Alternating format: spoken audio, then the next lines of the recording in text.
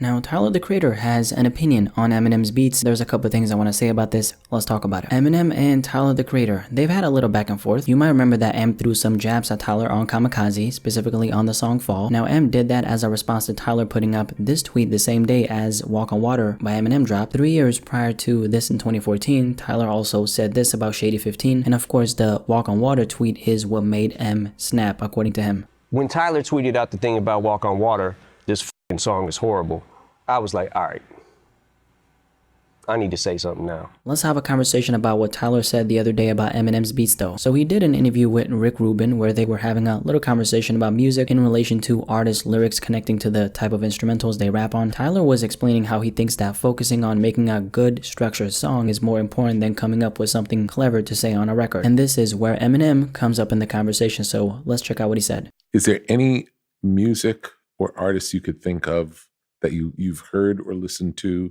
because of the lyrics? Yeah, you got people like Eminem, like Cassidy, the rapper. That's stuff that I'm like, I wonder what pockets they're gonna wrap this in and what they're gonna say and the punchlines and things like that. Because Eminem he picked some of the worst beats ever.